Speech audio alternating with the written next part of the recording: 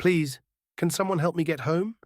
The woman's voice cracked as the rain poured harder, drowning her words beneath the roar of traffic. People streamed by under umbrellas, heads down, too busy or too blind to notice her trembling on the corner. She clutched her handbag like it was the last piece of certainty in her world. She wasn't just lost, she was invisible. Then, out of nowhere, a voice answered. "Mom, are you okay?" She turned, startled, and saw him kneeling on the soaked pavement. His hair clung to his face, his clothes were ragged, and his shoes squished with water. A scruffy dog pressed against his leg, just as wet but loyal, watching her with curious eyes. Everyone else ignored her, but this man, the one society crossed the street to avoid, was the only one who had stopped. Her lips quivered. I can't find my way home." She tried to steady herself, but her knees wobbled. Without hesitation, the homeless man leaned forward, not to grab, not to take, but to steady her with a gentle hand hovering near her arm. His voice was low, steady, and kind. "Don't worry. We'll get you home soon." For a moment she stared at him, confused. How could someone who had nothing be the first to see her? Yet his eyes were steady, almost protective. Slowly, she let him guide her to sit on the curb, rainwater pooling around them. His dog settled by her side, resting its head on her knee as though to comfort her too.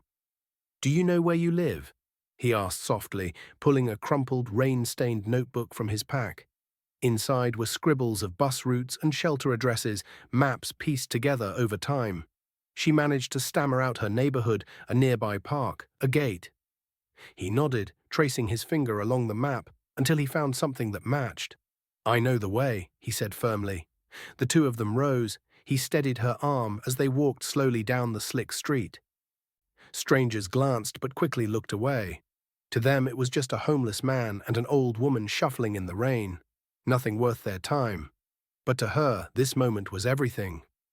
At a bus stop, he guided her under the broken roof.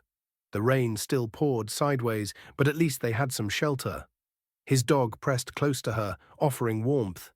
The man crouched, watching every car, every light, determined not to let her out of his sight until she was safe. An hour later, headlights cut through the storm. A sleek black car pulled up, and a frantic driver jumped out, shouting her name. Relief flooded her face. Her ride had finally come. The driver rushed to her, arms outstretched to usher her into safety.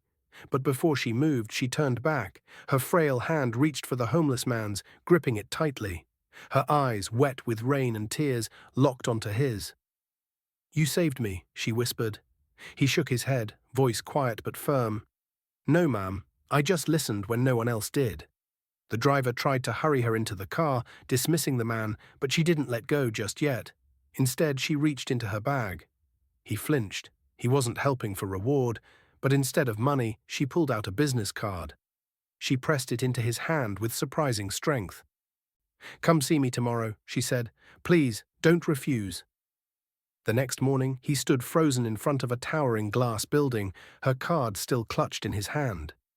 Her name was printed in gold across it, a name he'd seen in headlines, a woman whose fortune stretched across industries. Security guards at the lobby door already knew he was coming. They guided him upstairs, where she waited in an office overlooking the city. No longer the lost woman in the storm, but a billionaire in power. Yet when she rose to greet him, her smile was warm, her eyes grateful. "You reminded me yesterday," she said, "that with all I own, I am still human. And humans need kindness more than anything." She slid a folder across her desk.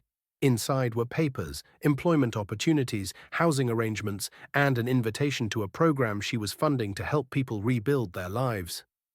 "This isn't charity," she said firmly. "It's a chance, and you deserve it." His hands trembled as he flipped through the pages. He had expected pity, maybe a small gift, but this was something he hadn't felt in years. Dignity. Tears welled in his eyes. For the first time in so long, he whispered words he thought he'd never say again. "I'm going home." The story spread like wildfire. Billionaire saved by homeless man repays him with new life. But behind the headlines was something much deeper. It wasn't just about wealth or poverty. It was about a moment on a rainy street when someone with nothing saw someone with everything and helped anyway. It was about humanity crossing barriers, about two lives changed forever because one man chose to stop when everyone else walked by. That night, as he sat in a small apartment, warm for the first time in years, his dog curled happily at his feet, he let himself smile. The applause at his new job, the respect in strangers' eyes, it all began because he had listened, because he had cared. And she, a woman who thought she had everything, realized that the greatest fortune was not in gold or glass towers, but in kindness freely given. The richest people are not the ones with money, they are the ones who stop, listen, and care when no one else will. Before we end this story, let us know in the comments where you're watching from. We'd love to hear. If this story touched you, don't forget to like the video, subscribe to the channel, and let us know how you feel in the comment.